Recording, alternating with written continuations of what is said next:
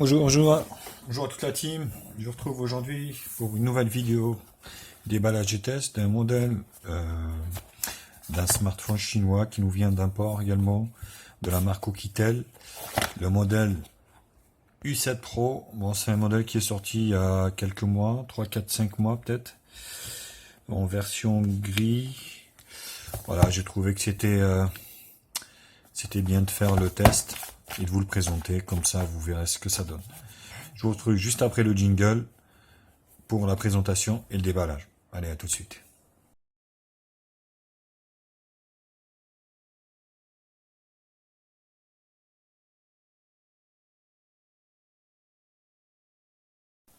Au niveau de la présentation, donc on est toujours avec les fameux systèmes, enfin les boîtes oranges de chez Oukitel, pour les premiers prix bien sûr, parce que c'est typiquement un smartphone donc en entrée de gamme, on va le dire. Donc sur la façade avant, on a donc le logo de la marque Oukitel. Ici, on retrouve les EMUI 35, puis Oukitel, donc le modèle U7 Pro. Alors les EMUI pour Free, on n'est pas sur de la 4G, hein, donc c'est un smartphone 3G, donc ça sert à rien de s'exciter pour les EMUI. Oukitel, rien. Oukitel. Sur l'arrière, donc on retrouve, on va dire, le plus important, toutes les caractéristiques. Donc on est sur un smartphone donc 3G.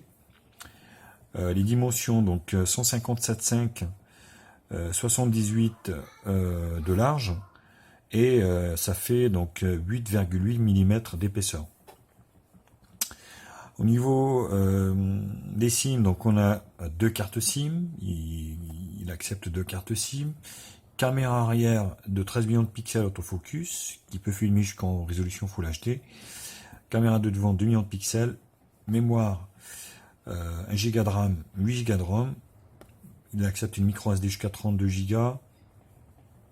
Les sensors, Gravity Sensor, Proximity Sensor, Light Sensor, la batterie de 2500 mAh, un écran 5,5 HD IPS, 1280-720p. Le système, on est donc sur un Android 5.1 Lollipop. Mediatek, le MT6580, cuisiné à toutes les sauces. 4 cœurs, cadencé 1 Go 3. Voilà, ça vous donne toutes les caractéristiques du téléphone. À l'intérieur, donc on a le téléphone ici, et ici, le chargeur secteur ici, qui fait 1 ampère, donc pas compatible charge rapide, et un câble USB, micro USB. Bon, ça va, c'est pas trop dégueulasse encore. Donc là on retrouve, on va mettre ça dedans, hop. U7 Pro, le guide, le manuel d'utilisation, dans toutes les langues, qui sert à rien, et la garantie Oukitel. Voilà. Voilà, au niveau de ce package, c'est un peu cheap hein, quand même, faut le dire. C'est un petit carton, pareil, comme d'habitude sur les modèles donc entrée de gamme, où on n'a quasiment rien. Et puis c'est pas trop carton dur, hein, c'est carton quoi. Voilà, Oukitel, et là on a donc le smartphone ici, format unibody, donc sur le devant on a 3 boutons chromés, non rétro-éclairés. Ici donc la caméra de 2 millions de pixels au haut-parleur et puis les sensors ici. Alors OTG, pas OTG, on va faire la lettre de notification de suite. Hop. Et voilà. Pas de lettre de notification sur ce modèle entrée de gamme. Bien sûr. Rien. On va faire le OTG directement. OTG, pas OTG. Donc on branche ce lecteur de carte multiformat. On va voir si ça s'allume ou pas. Mais non, rien. On va bien enfoncer au fond. Rien. Donc, pas OTG encore. Non plus. Point négatif. Sur la partie supérieure, jack 3.5 Et donc le port micro USB 2, au niveau de la jack, compatible avec les nôtres ou pas? Parfait. Vous voyez, tac, ça bouge pas. Pas de jeu, rien. Ça tient bien. Rien à dire, rien à signaler. RAS. Au niveau du côté gauche, volume plus moins. En bas, le haut-parleur ici, et puis le micro. Côté droit, power on off, le bouton. Et sur l'arrière, caméra de 13 millions de pixels et un flashlight simple. Donc vous voyez, le format est unibody, voilà, avec une vitre 2,5D, je ne sais pas si vous le voyez ou pas ici, bombé sur le bord. Petit autofocus là, vous voyez, bombé sur le bord. Et là, on va ouvrir, vous avez une petite encorche ici, pour ouvrir le téléphone. Donc la coque, c'est une coque dure, hein, rien à dire. Hein. Donc batterie de 2500 mAh qui est assez fine, j'y crois pas trop, honnêtement. Je sais pas si c'est vrai. Deux cartes SIM ici, format micro, et la carte micro SD. Et puis le haut-parleur ici, qui donne sur la partie basse. Voilà, ça s'enclenche bien. Rien à dire. On a vu les dimensions et les caractéristiques. À l'intérieur, donc, on retrouve de l'Android relooké un peu à la Oukitel. Au niveau donc des icônes, on arrondit un peu. C'est leur launcher, on va dire. Après, vous pouvez le changer, bien sûr. On peut effectuer des mises à jour. Donc là, j'ai pas eu de mise à jour depuis que je l'ai reçu. À mon avis, ça a dû être fait avant, juste avant l'envoi.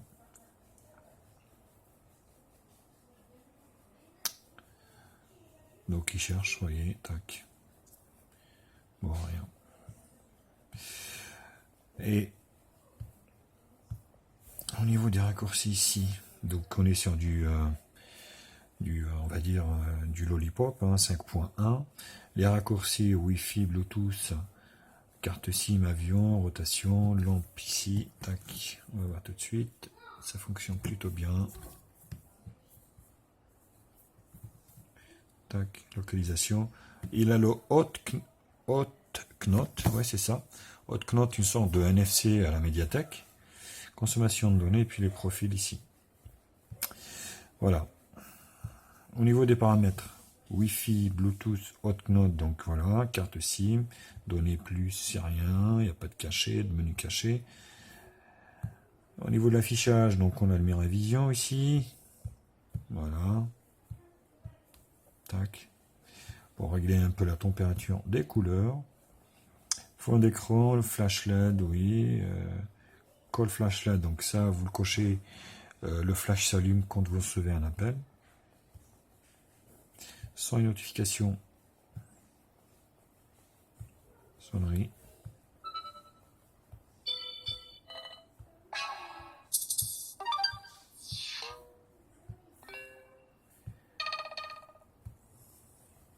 Sonnerie du téléphone.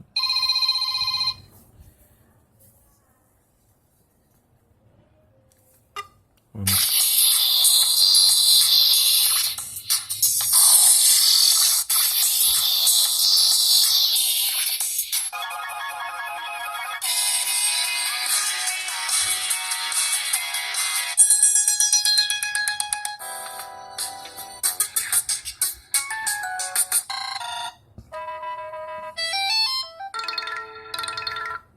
Voilà, donc ça sonne plutôt pas mal. Donc là, vous allez l'entendre, vous inquiétez pas. Il n'y a pas de problème. Hop. Optimisation du son, donc là c'est pareil. Pour optimiser, c'est pareil hein, au niveau de l'écouteur. On a le Smart Wake, double tap et tout ça, tout ce qui suit. Non, alors. Donc là, il n'y a pas de problème, ça fonctionne plutôt bien. Pardon, oh, j'ai failli casser ma caméra. ça fonctionne plutôt bien. Oui.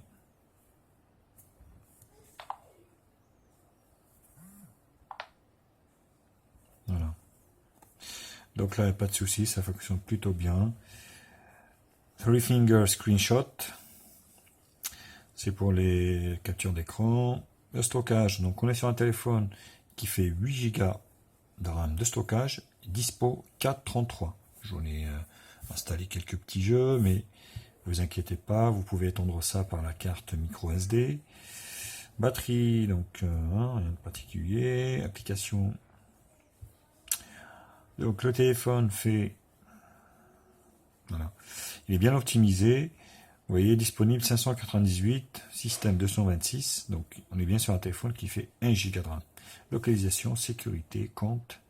Langue, on est sur donc un téléphone multilangue. Allez, il y a tout. Tac. Sauvegarde, dateur, programmation, impression. À propos du téléphone, donc on est sur la version Lollipop 5.1 qui fonctionne plutôt bien. Voilà. On est bien sur du Lollipop, c'est chiant à faire ces trucs. Voilà. Bref, ça fonctionne plutôt bien au niveau de cette version de Lollipop. Voilà pour la présentation et le déballage. Je vous retrouve juste après le jingle pour la partie benchmark. Allez, à tout de suite.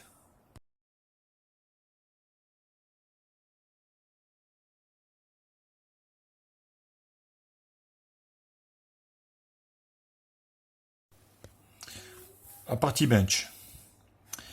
On commence toujours par notre ami Antutu. Donc on est sur un quad-core cadencé 1 Go, le MT6580, le fameux MC6580, 24 282. Donc c'est plutôt correct comme score hein, pour cette gamme on va dire de smart. Hein, donc avec ce processeur-là, on va aller dans les 24-25 000. Donc on est bien sur un Quitel i7 Pro 5.1 Lollipop, MT6580, GPU Mali 400 MP, résolution HD, 13 millions de pixels caméra arrière, MU35, 1 Go de RAM, 8 Go de ROM. Donc le 4 coeurs cadencé 1 Go 3, bien sûr. La caméra avant 2 millions de pixels. Donc là, Wi-Fi, accéléromètre, oui. Gyroscope non étalonné, oui. Capteur de lumière, oui. Proximité, oui. Et c'est tout. Pas de boussole. Bon, pour les gens qui jouent à Pokémon Go, passez votre chemin. Donc ça ira pas. Voilà, au niveau d'Antutu, au niveau des bandes de fréquence SIM 1, on est sur un quadriband, on va dire 2G, triband 3G 900-2100, c'est tout. Donc compatible 3G et 2G full fréquence pour la France. Et la SIM 2, que 2G quadriband. Voilà, donc c'est plutôt pas mal au niveau des bandes. Z-Device, pas de boussole, GPS oui, radio oui, voilà, pas de boussole, donc passez votre chemin.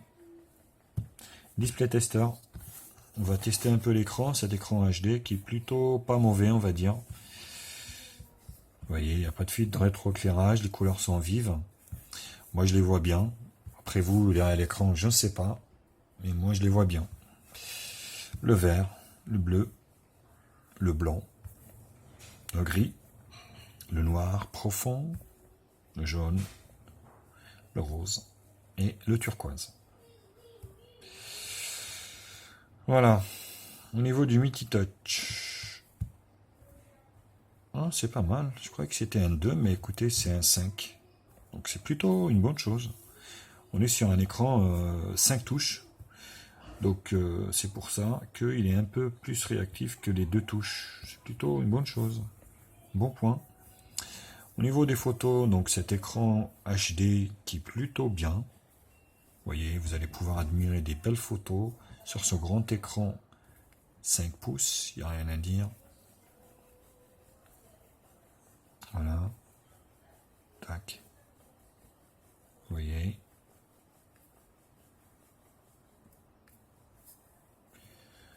Donc on ne distingue vraiment pas les pixels, hein. Il faut se rapprocher, mais vraiment...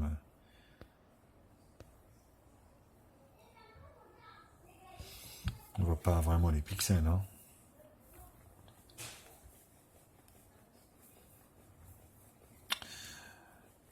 Voilà au niveau du bench. Au niveau du GPS, le GPS fonctionne plutôt correctement, donc j'ai pas eu de décrochage ou quoi que ce soit. Bon, rien de particulier, quoi. Donc sur cette nouvelle gamme, comme je le disais, à part ceux qui ont les contours des fois métalliques, où ça peut merder un peu, voilà, ça fonctionne plutôt bien. Donc RAS, j'ai rien à signaler. On en a fini avec le bench. Je vous retrouve moi pour la troisième partie, donc la partie multimédia. Voilà, pour voir un peu la vidéo et puis la photo. Allez, à tout de suite.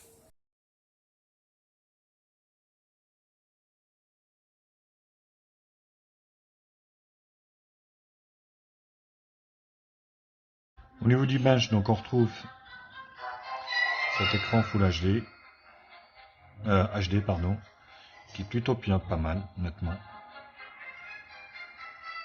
Vous voyez. Vous pouvez que admirer donc cette vidéo. Au niveau du son,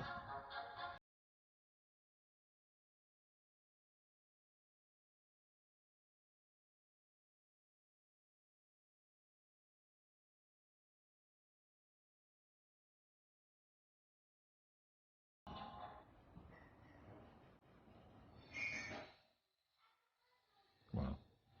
Donc les angles de vision, rien à dire. Ça fait un bel écran.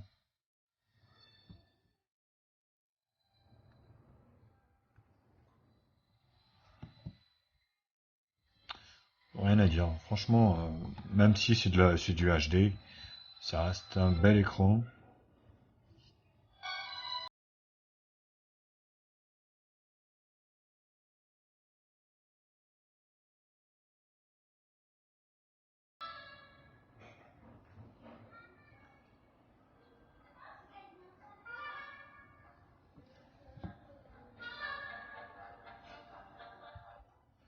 Voilà, ça reste un bel écran. Au niveau de l'appareil photo, donc on est sur un appareil photo de 13 millions de pixels sur l'arrière.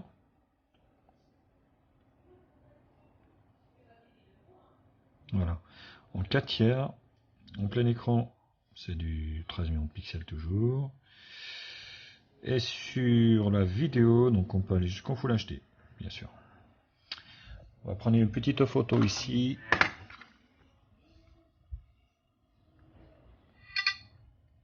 Donc vous voyez, on va se mettre là, comme ça vous allez la voir.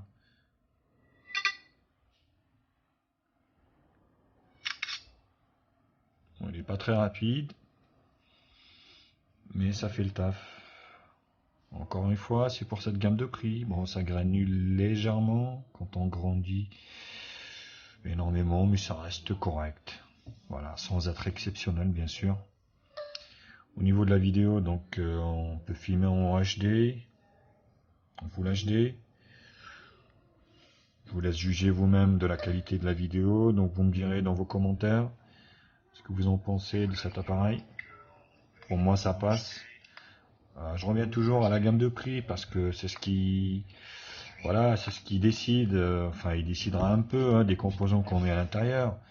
C'est sûr que ça, là, on est sur de l'entrée de gamme. Donc, je suis là. La caméra de 2 millions de pixels.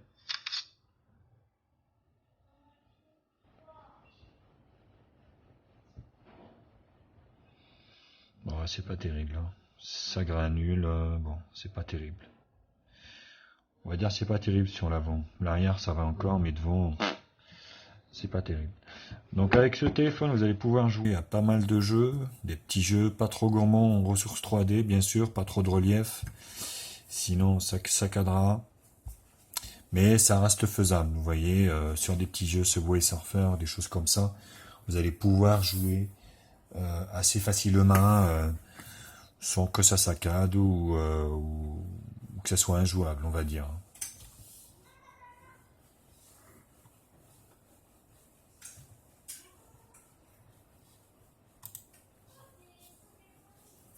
On va attendre que le jeu se lance.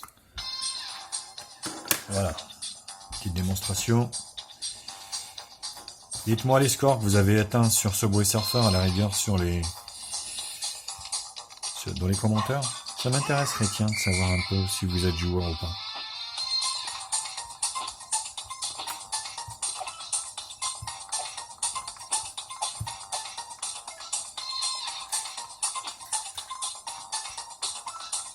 Vous voyez, c'est fluide.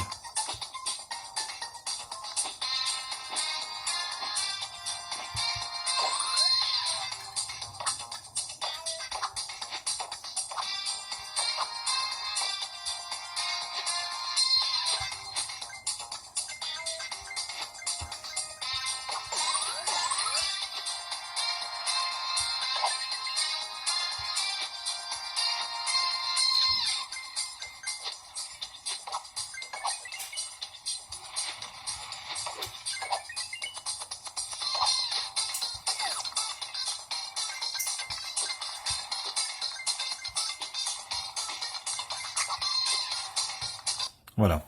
Au niveau des jeux, donc les petits jeux simples, il y a aucun souci, ça marchera. Donc il y a aucun souci là-dessus, quoi. Euh, voilà ce que je peux dire.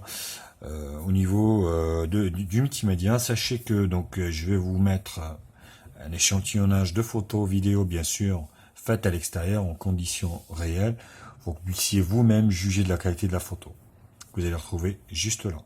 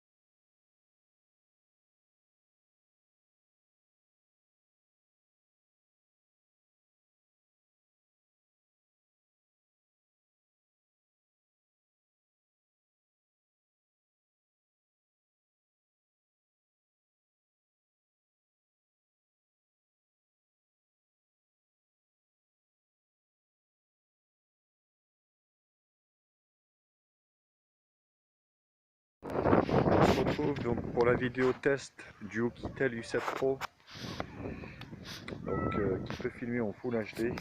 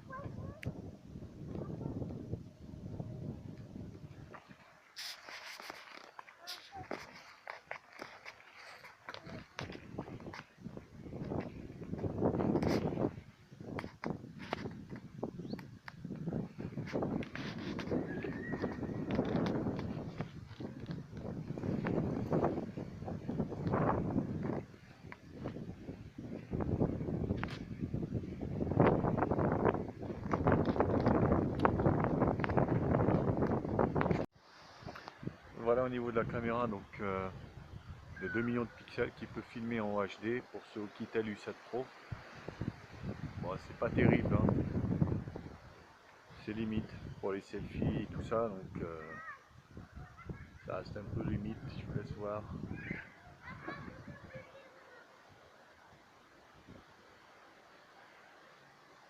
Dites-moi ce que vous en pensez dans les commentaires.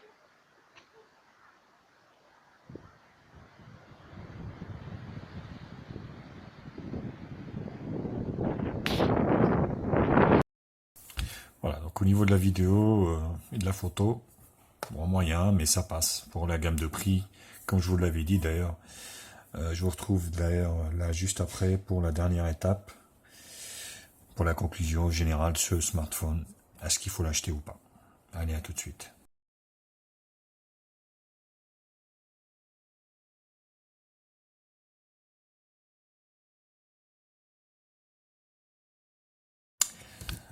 Voilà, pour la conclusion, donc un smartphone qui nous vient d'un port pareil, un grand écran, ça c'est un avantage. Écran HD, c'est suffisant parce qu'on fait. De bonne qualité, ça va, il n'est pas trop médiocre, il est assez réactif. La batterie, c'est assez bizarre, parce que ça se décharge, des fois ça tient, des fois ça se décharge vite. 2500, j'y crois pas trop honnêtement. Je pense qu'ils ont triché dessus. Pour moi, c'est un point négatif. 1 giga de RAM, à nos jours, ça peut sembler peu, mais honnêtement, la RAM, elle est bien optimisée, donc il n'y a pas trop de ralentissement. Et puis, vous pouvez vider le cache, bien sûr, hein, là, c'est pas le problème. Problème, vous voyez, quand vous videz le cache, eh bien, vous n'avez pas la petite touche skip pour vider tout ça, vous allez vous les taper toutes, une à une, comme ça, là. Et ça, c'est vrai que c'est chiant. Vous voyez, tac, tac, tac, tac, tac. Voilà, c'est chiant. C'est des petites choses. Hein. La vidéo de la façade avant, pour ceux qui aiment les selfies, passer le chemin, donc c'est foutu, c'est mort. 8 Go de ROM, c'est peu, mais il y a la micro SD, donc ça va, il n'y a aucun souci là-dessus. 3G, il n'y a que 3G, il fait que 3G. Après, il y en a qui n'ont pas besoin de la 4G, hein. Ils vont mieux une bonne 3G qu'une mauvaise 4G. Donc 3G, c'est compatible 900-2100, donc ça c'est un bon point. Pas de LED de notification, malheureusement, ni de bouton rétroéclairage. Mauvais point. Pas d'OTG non plus, mauvais point.